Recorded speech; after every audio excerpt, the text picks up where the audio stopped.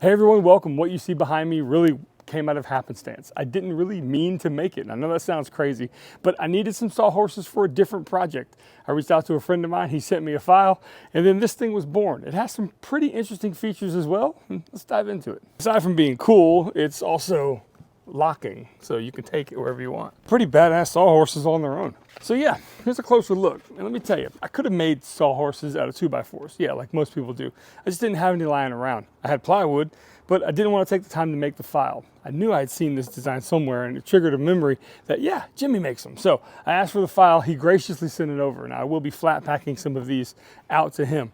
In testing my Tetris-like skills, everything fit into one box, and they're going up to New York. Enjoy, Jimmy. Now, there is something interesting about this wood. You ready for this? This is called Duraply. It's by a company called GARNICA, and it is guaranteed to last outdoors without delamination or bugs or rot for 15 years. Yeah, I said that right. More about this in a second. Let's go watch, see how I make them. In a world of being bombarded with Black Friday deals, yes, I'm gonna hit you with one more, but I would definitely have you consider this one. It's our biggest of the year. 30% off entire site. Orders of $99 or more get free shipping, and all this goes to just support this family. I am a one-man crew here, and I definitely appreciate you guys upping your shop storage game by checking out what we have at A Glimpse Inside. Thank you so much. Back to the video. And thank you, Jimmy DeResta, for sending this wonderful puzzle piece sawhorse file over. I will definitely do it justice. Of course, I'm going to keep your name involved because, you know, that's the kind of guy I am, man. I appreciate you, so yeah, you're going to get credit for it. And if you're living under a rock for the past 10 years, I'm going to link everything that Jimmy is all about below, so check it out in the description. So to put these together, I'm using a dead blow mallet and some glue. Of course, I want these tolerances to be just spot on, and these are. They're not too tight, not too loose, it's just right. I will say, if you are a CNC operator and you find that a file you bought is, well, not really fitting together well, check your bit. Sometimes a dull bit really makes the biggest difference on making tolerances way too tight. Anyway, I digress, moving on. These fit together really well. I'm using Titebond 3, of course. It's an outdoor rated glue. And I am using some CA glue and activator to kind of help me as a clamp. I will come back with brad nails and screws, of course, to reinforce this joint as well. So you're going to see here, I'm going to flip this piece over. I'm then going to come back with some brad nails just because I don't necessarily want that glue joint to break this soon in the process. And then flip it back over, and then here we go. Titebond 3 once more. And we're going to go ahead and tack these in place. And again, at this point, the brad nails aren't, I don't think are going to be good enough. I mean, I know the glue is essentially what holds everything together when it's all said and done. But I'm going to come back with some panhead screws, and I'm going to countersink 3 of them in each section of the leg, driving them in right to the flush point, and we're good. And there you go. Last screw is in place. There is a hole in the top though, but I'll deal with that in a minute. But yeah, otherwise a very good file, and here is me dealing with it. I've cut 2 pieces out that have a hole in the center of both of them that is going to line up so you can actually put your hand through. I'm going to break all the edges though with an 1/8 inch round over bit with a palm router, as you see. And when these pieces go together, I did a clever little trick here. I mortised out the alignment hole. So basically, once you fill this with glue and you put in the second piece, you now have essentially, well, 2 pieces that go together that become one. I know that seems elementary and it's kind of dumb to say, and it was. I shouldn't have said that. But either way, you get my point. And now that piece itself rests in that hole that the sawhorse then creates, nestling a nice fit, and yeah, pretty awesome. Now how I'm going to attach that, same method. I'm going to take this counter bore here. I get these at Harbor Freight, by the way. These are just simple countersinks. And I'm going to angle this low profile trim screw kind of at an upward angle all around. And that's all you're going to need to keep this thing in place.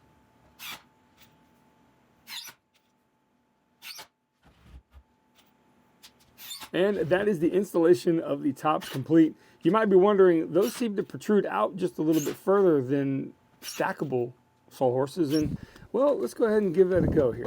Check this out. That looks good to me. All right, now you're probably wondering, really? 15 years, no bugs, no delamination on plywood? Is that true? Well, here's the deal. I believe them. One, I've used it for a few months now, and it's unbelievably good quality plywood. Two, I trust their R&D department that they have done their research and it does work. And three, well, it's beautiful, it's pretty, it finishes well, and it's been a pleasure to work with over the past few months. I want to thank GARNICA for sending this over. And if you're interested in any type of their selections, which I have in my next project video, a Baltic birch alternative on why I would probably never go back to Baltic birch ever again, that's going to be coming soon. But for now, ask for it by name, right? GARNICA is how you say it. I'll put it on the screen here. Basically, go into your local lumber dealer or your hardwood supplier, even your plywood supplier, and say, hey, what do you have from GARNICA? I'm seeing it on YouTube. I'm seeing it wherever.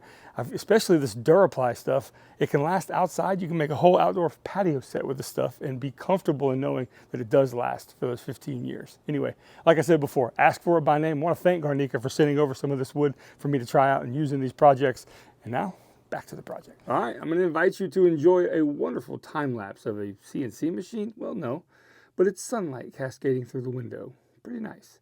This is the tabletop that's going to go onto the sawhorses, and I thought, you know, putting a recess into it might be a good idea as lining up sawhorses, or you want really a tabletop to be able not to fall off is essentially what I'm going for here. So those recesses allow the sawhorses to nestle in there just so, and it fits well. So with a little bit of hand sanding, you don't need too much. This plywood's pretty good stuff. I'm going to go ahead and fit it to the sawhorses. And yes, it does not lock in place at this point, but it does fit into those grooves, as you can see, pretty easily. And I'm thinking to myself, I need to devise something so this just doesn't fall off if the kids are going to be around. So I go into Aspire from Vectric and I come up with this, a pivoting system plus a kind of a lip on one side or another. You're going to see more of that just in a second, but it's really easy to cut out. I use a 1/4-inch bit, cuts it out pretty easily, no tabs, no nothing, as you see. Well, one of them just kind of came out, but no big deal. But here's a bit more of a glamour shot of a CNC working, if that means anything to you, if you like the way this kind of works. A lot of people film without dust collection. I think they're psychopaths, but I'll do it just for a little bit to kind of join the club, and there you go. Of course, these recesses are cut out first, and then it cuts all the way around. A little light sanding is needed, but no big deal. So here's the idea, is that these are going to basically nestle in this lip on the outside. I'm going to attach that with some Tide Bond 3, of course the outdoor glue. And then I'm just going to kind of, you know, brad this in place a whole bunch. The glue is really the hero there. And then these are going to kind of rotate. I'm going to figure out where a screw needs to go, properly drill, and then just screw down, real easy. This isn't some permanent solution. Again, this doesn't need to be some absolute locking mechanism. It just needs to hold it in place while you're setting it up. And here's a good example of this.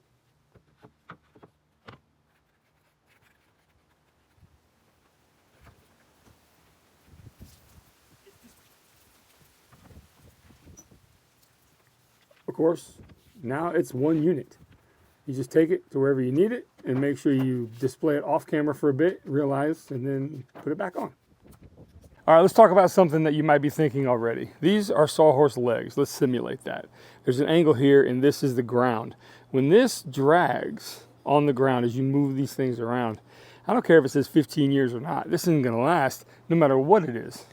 It's just going to not, because you're going to be scraping it. Now, you've also got to contend with this not being level anymore. So how can we get a protective layer right there that is level?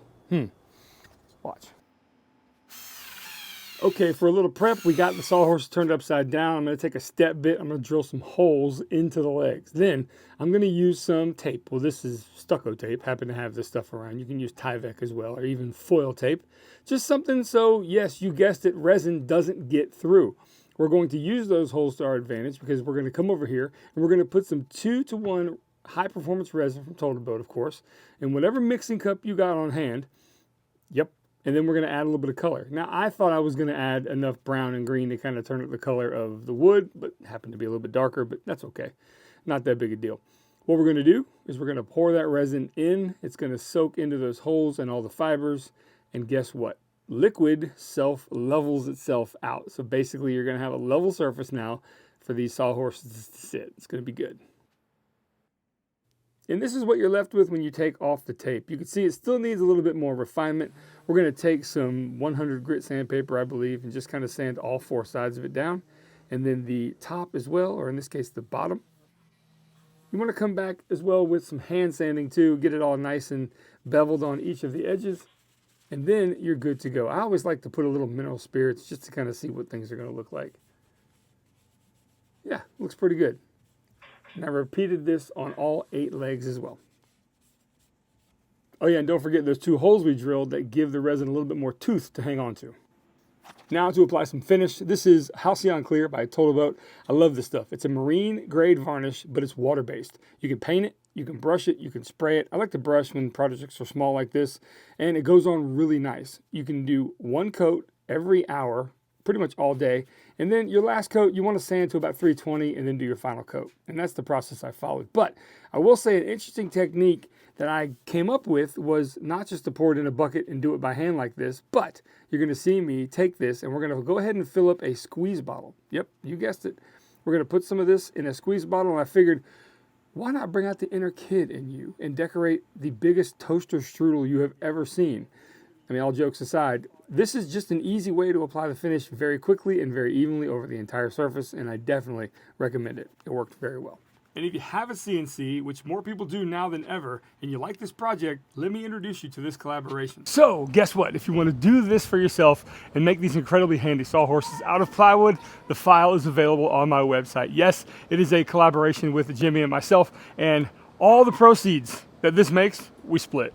It's simply once a month I'll give him the numbers and I'll send him whatever it's earned, and we split it half and half. So check it out to support both of us in this regard, and thank you so much. So after making this thing, realizing that it's very handy, I've used it outside quite a bit. Hell, we even used it, yeah, for Thanksgiving, believe it or not.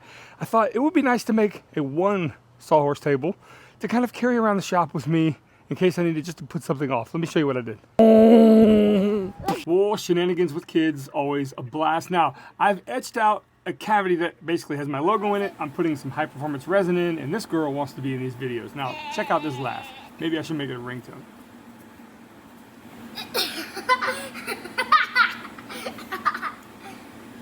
Can I be in the video?